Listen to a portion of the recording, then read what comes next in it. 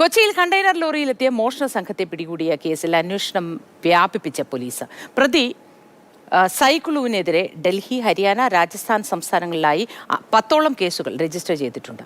ഡൽഹിയിൽ നിന്ന് ലോഡുമായി കൊച്ചിയിലെത്തി തിരിച്ചു ചെന്നൈയിലേക്ക് മടങ്ങാനായിരുന്നു സംഘം പദ്ധതിയിട്ടത്. പ്രദീപ് ജോസഫ് ഉണ്ട് വിശദവിവരങ്ങളുമായി.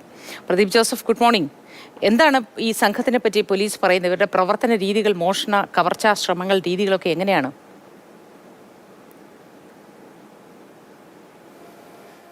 മോദി അത്ര ചില്ലറക്കാരൊന്നുമല്ല കൊച്ചിയിൽ പിടിയിലായ ഈ മോഷണ സംഘം എന്ന് തന്നെയാണ് പോലീസ് ഉറപ്പിക്കുന്നത്. ഈ കേസിലെ ഒന്നാം പ്രതിയായ സൈക്കിളുവിനെതിരെ 10 കേസുകൾ 3 സംസ്ഥാനങ്ങളിലായുണ്ട്. ഡൽഹി, ഹരിയാന, രാജസ്ഥാൻ എന്നീ 3 സംസ്ഥാനങ്ങളിലായാണ് 10 കേസുകൾ ഉള്ളത്. മറ്റ് പ്രതികളുടെ പേരിൽ കൂടുതൽ കേസുകൾ ഉണ്ടോ എന്നതടക്കം അന്വേഷിച്ചു വരുന്നു. അതേസമയം ഈ കണ്ടെയ്നർ ലോറിയുമായി പോകുന്നതിന് ശേഷം എവിടെ നിന്നെങ്കിലും മറ്റ് ചെറുവാഹനങ്ങൾ, കാറുകൾ, ജീപ്പുകൾ അതുപോലുള്ള വാഹനങ്ങൾ മോഷ്ടിക്കും. പിന്നീട് ഈ കണ്ടെയ്നർ ലോറി എവിടെയെങ്കിലും നിർത്തിയിട്ടതിന് ശേഷം ഈ മോഷ്ടിച്ചു കൊണ്ടുവരുന്ന വാഹനത്തിൽ കറങ്ങി നടന്ന് അതാത് പ്രദേശത്ത് മോഷണം നടത്തുന്നതാണ് ഇവരുടെ രീതിയെന്ന് പ്രതികൾ പോലീസിനോട് സമ്മതിച്ചിട്ടുണ്ട്.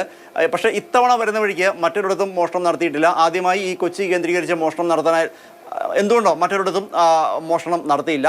അതിനിടെയാണ് തമിഴ്നാട് പോലീസിൽ നിന്ന് കേരള പോലീസിന് വിവരം ലഭിക്കുന്നതും അങ്ങനെ നടത്തിയ വാഹന പരിശോധനയിൽ ഈ സംഘം പിടിയിലാകുന്നതും. മാത്രമല്ല, ഈ കണ്ടെയ്നർ ലോറിയിൽ നിന്ന് ഗ്യാസ് കട്ടർ, ഗ്ലാസ് കട്ടർ തുടങ്ങി മോഷ്ടാക്കൾ സാധാരണഗതിയിൽ മോഷണത്തിന് ഉപയോഗിക്കുന്ന തരത്തിലുള്ള, അതായത് കുത്തി തുറക്കാൻ ഉപയോഗിക്കുന്ന വസ്തുക്കൾ ഒക്കെ തന്നെ കണ്ടെത്തിയിട്ടുണ്ട്.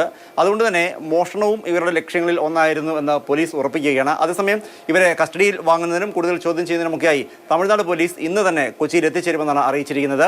ഇവർ പിടിയിലായ വിവരം തമിഴ്നാട് പോലീസിനെ അറിയിച്ചിരുന്നു. കൂടുതൽ ലഭ്യമായ വിവരങ്ങൾ കൈമാറുകയും ചെയ്തു. ഇതിന്റെ അടിസ്ഥാനത്തിലാണ് തമിഴ്നാട് പോലീസിൽ നിന്നുള്ള ഉദ്യോഗസ്ഥർ എത്തുന്നത്. കൂടാതെ നേരത്തെ ഇവർ കേരളത്തിൽ വന്നിട്ടുണ്ടോ, ഇത്തരത്തിൽ ഏതെങ്കിലും മോഷണങ്ങൾ നടത്തിയിട്ടുണ്ടോ, അത്തരം കാര്യങ്ങളെക്കുറിച്ചും വിശദമായി അന്വേഷിക്കുമെന്നാണ് പോലീസ് അറിയിച്ചത്.